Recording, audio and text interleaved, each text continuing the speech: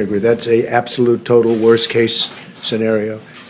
No, we don't look at that at all. And thank you. And my second question. We're nowhere near it. Okay. Why do you keep calling this the Chinese virus? There are reports of dozens of incidents of bias against Chinese Americans in this country. Your own aide, Secretary Azar, says he does not use this term. He says ethnicity does not cause the virus. Why do you keep using this? A lot of people say it's racist. It's not racist at all. No, not at all. It comes from China. That's why. Comes from China. I want to be accurate. About Chinese yeah, please, John. Please. The aides behind you. Are you I comfortable with this term? I have great love for all of the people from our country, but as you know, China tried to say at one point, maybe they stopped now, that it was caused by American soldiers. That can't happen. It's not going to happen. Not as long as I'm president. It comes from China. John, please. Two questions, if I could, Mr. President. First of all, in the Defense Procurement Act, you're invoking it today. Senator Schumer said on the floor a short time ago that it urgently needs to be put into action to produce medical supplies, particularly ventilators. Do you have some targets that you would like to see immediately spooled up under the act? We have tremendous numbers of ventilators, but there's never been an instance like this where no matter what you have, it's not enough. That would be the case. We will be, it's being signed, it's essentially drawn, and I'm going to sign it in just a little while. If we need to use it, we'll be using it at full speed ahead. He says it's urgently needed to be used. Do you have some targets? Well, we're going to know whether or not urgent, but we will, we do have targets. We have targets for certain pieces of equipment. We have targets for masks. You know, the numbers of masks are incredible. We've ordered millions of them. But we need millions more. A thing like this has never been requested, and we've never had to even think in terms of these numbers. But we need millions of masks, and all of that will be ordered. We need respirators. We need ventilators is a big thing because it's a complex piece of equipment. So we have a lot of ventilators, but we're going to be ordering more. And second question, what size will the checks be that will be sent out to Americans? To be determined. We're working with the Senate right now. We're working with everybody on Capitol Hill. There's been tremendous, there really has been, I mean, with some exceptions, obviously, because it's always the way it is, but there has been, they've been getting along very well, Republicans and Democrats. It's a nice thing, very bipartisan so far. As the President says to us and every day, we'll do whatever it takes. We're all in this together.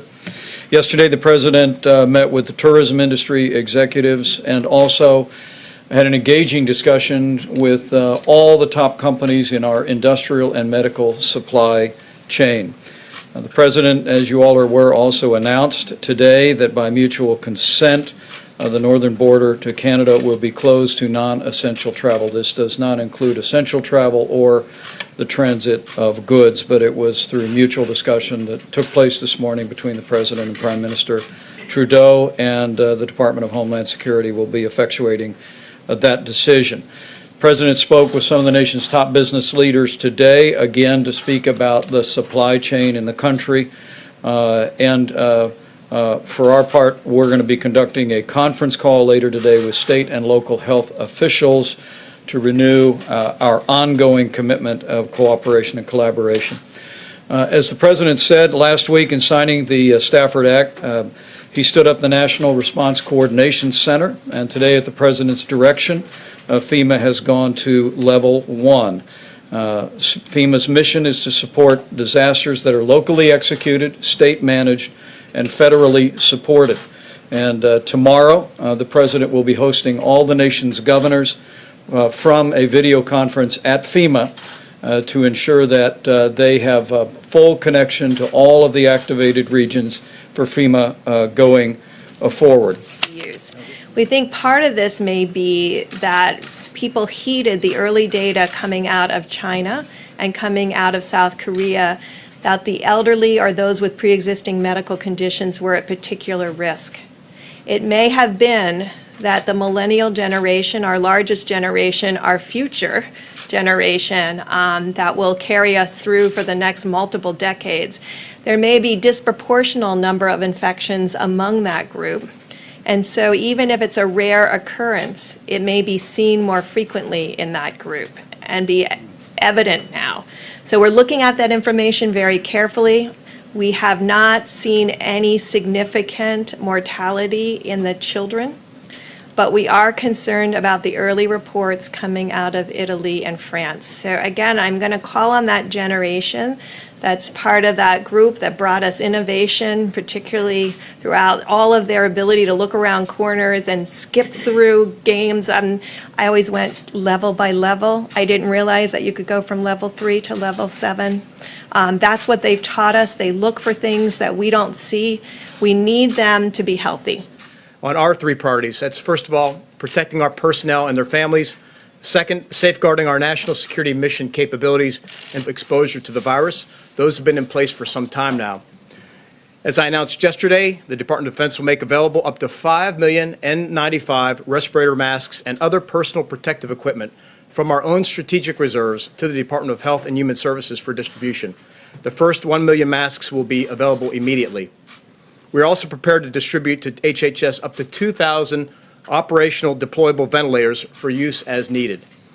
Yesterday, I was at Fort Detrick, Maryland, which is probably the military's premier research institute, where I got updated on the incredible work our people are doing as part of the interagency team to work on vaccines and therapeutics. They are making great progress there.